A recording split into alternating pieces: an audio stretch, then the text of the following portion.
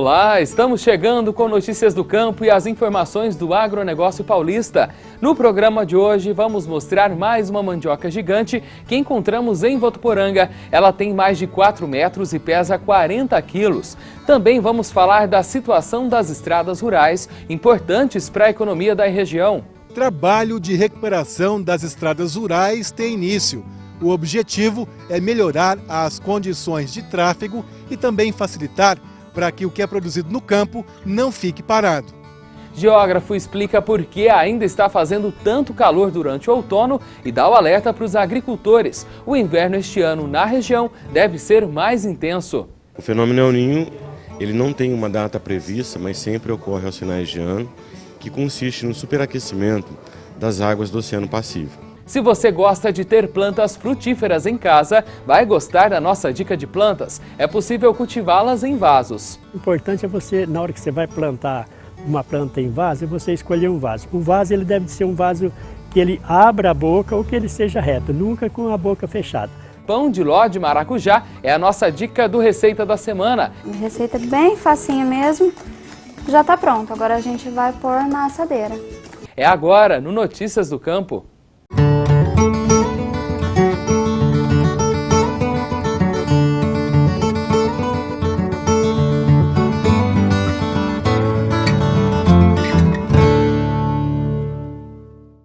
E a gente começa o Notícias do Campo falando de mais uma mandioca gigante que foi encontrada num quintal de Votuporanga aqui no interior do estado de São Paulo. Você deve se lembrar do Adailson, que em 2014 encontrou uma mandioca de cerca de 2,5 metros. Na época, nós mostramos aqui no Notícias do Campo. Agora ele nos procurou novamente porque ao colher um pé que estava plantado há 3 anos, teve uma nova surpresa. A raiz de mandioca estava ainda maior. 4 metros e 70 centímetros, pesando 40 quilos. Ele aproveitou para fazer farinha que rendeu um latão de 8 litros. Aliás, tem sido comum encontrar mandiocas desse tamanho aqui na região. No ano passado teve essa de 40 quilos, que também estava plantada no quintal de uma casa e foi colhida por um pedreiro que trabalhava em uma obra na residência. Nós consultamos alguns engenheiros agrônomos que explicaram que vários fatores podem influenciar no cultivo, como solo fértil e bem manejado, com restos orgânicos. E as estradas rurais são responsáveis por movimentar a economia de uma região. Como choveu muito nos últimos meses, as de Votuporanga acabaram ficando muito danificadas, o que prejudica o escoamento da produção desses produtores rurais. Na tentativa de melhorar a situação, a prefeitura do município está fazendo um trabalho de manutenção. Assim, é possível melhorar as condições de tráfego e facilitar que a mercadoria chegue ao seu destino. Passar por essas estradas estava realmente complicado nos últimos meses. Dona Helenilda, que mora há 5 anos nessa propriedade, sofreu bastante nos últimos meses. Aliás, uma rotina que vive toda vez que chove muito. E quando chove, não tem como passar. Já teve vez, assim, de manhã, da minha filha não ir à escola devido que o ônibus não passa, tanto buraco que tem. Então, assim, a situação é bem precária. Meu marido tem alguns vizinhos que saem, né, com enxadão, com alguma ferramenta para tentar normalizar, né, arrumar um pouco o buraco, mas não é fácil. E essa situação foi vivida por centenas de produtores que moram na região de Votuporanga. É que os 693 milímetros de chuva que caíram entre janeiro e fevereiro abriram buracos e prejudicou a passagem dos veículos. Essas estradas são muito importantes para o setor agropecuário da região. É que pelas 49 estradas rurais, que juntas somam cerca de 500 quilômetros, passam muitos produtos, como leite, milho e também da agricultura familiar. As que ficaram mais prejudicadas foram as da Fazenda Experimental, do Cruzeiro, Boiadeira e Nova Vida. Essas receberam prioridade do governo municipal, que está desde o início do mês realizando melhorias. Máquinas niveladoras, caminhões e pás carregadeiras estão sendo utilizadas todos os dias. Trabalho que é feito durante todo o ano, mas que precisou ser intensificado agora. No início de ano, que é chuvoso, tem os ônibus que trafegam muito para buscar alunos nas escolas, para trazer para as escolas, e a gente tem feito esse trabalho mais a miúde no período chuvoso. Depois, na época de seca, é mais manutenção mesmo. A expectativa é que o trabalho termine logo, para que o que é produzido por aqui não se perca. Por isso, a prefeitura segue um cronograma de trabalho. A gente intervém onde tem problemas. E aonde nós temos reclamação, às vezes foge do roteiro que a gente está para ir socorrer onde tem uma necessidade urgente de resolver. De repente aquela estrada não está no cronograma daquele mês, mas a gente faz um rodízio ao contrário. A gente vai lá e socorre onde tem um problema maior. Dona Helenilda espera uma solução definitiva. Mesmo se a máquina passou arrumando, a água faz tudo buraco de novo. Então assim, a gente queria que a prefeitura viesse e desse, né, a manutenção, estaria aí arrumando, refazendo as caixas de novo. No estado de São Paulo, outros 32 municípios também terão as estradas rurais recuperadas. São quase 194 quilômetros. As obras serão realizadas por meio de um convênio do governo estadual com as prefeituras, sendo investidos mais de 11 milhões de reais. E ainda falando de tempo, depois de muita chuva, quem mora na região noroeste paulista tem sofrido desde o início do mês com as altas temperaturas. Tem dia que os termômetros chegam a registrar 38 graus, situação bem atípica, porque durante o outono, que é a estação que fica entre o verão e o inverno, esperava-se dias mais frescos. Para entender o que está acontecendo, nós conversamos com o professor e geógrafo Fernando Kleber, que explicou como a mudança acontece no clima. Ele disse que tudo isso tem acontecido por conta do El Niño. Vejamos. O fenômeno El Niño, ele não tem uma data prevista, mas sempre ocorre aos finais de ano, que consiste no superaquecimento das águas do Oceano Pacífico, que ao atingir a América do Sul, muda sistematicamente o período de chuvas e, em especial, acaba promovendo essa grande oscilação térmica, especialmente no Brasil, né, que tem uma grande extensão territorial no sentido norte-sul. Então, por enquanto, é o calor.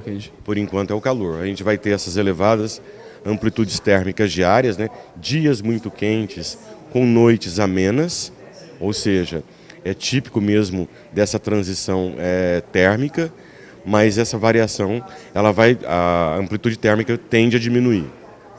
E os agricultores precisam ficar atentos. É que o inverno deste ano, como já falamos aqui no Notícias do Campo, deve ser bem mais intenso do que foi em 2015. O que a gente pode esperar dos próximos dias, será? Será que vai começar a amenizar? Porque diz que vem um frio muito forte no inverno. Na verdade, quando ocorre o fenômeno El Niño, aumenta a umidade no início do ano, a gente sempre prevê um inverno um pouco mais rigoroso. Mas a massa polar atlântica, ela ainda não consegue atingir o nosso território. O máximo que ela está atingindo hoje é a Patagônia Argentina. Na verdade, a gente vai começar a verificar isso a partir de meados do mês de abril, né, em que ela começa a se intensificar mais, especialmente na região sul do Brasil, ou seja, Paraná, Santa Catarina, Rio Grande do Sul, e mais para o final do mês de abril, já em São Paulo, Minas e os estados do Sudeste.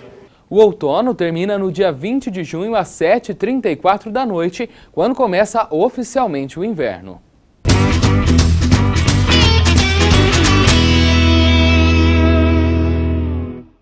Bom dia a todos. A dica nossa de hoje é sobre a anemia e a verminose. A anemia, ela tem várias origens, mas a principal causa da anemia são as verminoses. Então o animal precisa regularmente receber a vermifugação para que ele tenha o seu estado geral de saúde. Para vocês terem uma ideia como a verminose é complicada, uma fêmea grávida transmite o ascaris, que é a lombriga, através da placenta. Então o filhotinho já nasce com a lombriga adulta. Isso aí lhe causa um transtorno muito grande. O ciclo evolutivo da lombriga, ele sai do intestino, migra através do organismo, passa pelo pulmão e aí o animal vomita a lombriga e come de novo e aí reinfesta novamente. Então aí vem as pneumonias, então várias doenças podem acompanhar a verminose, inclusive a anemia. A anemia também pode ser causada por parasitas externos, igual a pulga, o carrapato, as sarnas. Então, o carrapato transmite uma doença que comumente o pessoal chama de doença do carrapato, mas ela chama erliquiose. O animal fica com anemia, né? E o tratamento da anemia é feito à base de ferro e, se for doença do carrapato, com antibióticos específicos. Mas só o veterinário é capaz de detectar a causa da anemia baseado nos exames de sangue.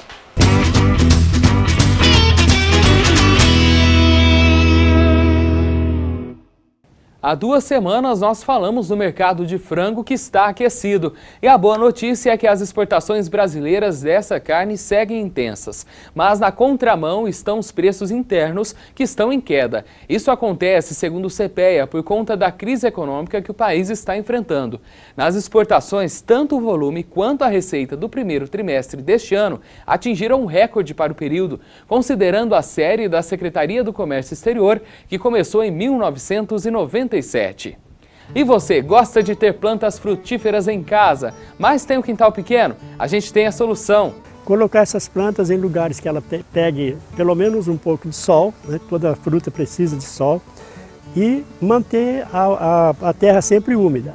Também vamos falar da recuperação ambiental. O estado de São Paulo chegou à marca de 1 milhão de mudas plantadas que vão ajudar na recuperação de nascentes. Na receita da semana, nossa dica de hoje é pão de ló de maracujá. E por último, as frutas cristalizadas. Você também pode usar frutas cítricas frescas como abacaxi, laranja, raspas de limão. Também fica muito bom. O Notícias do Campo volta já!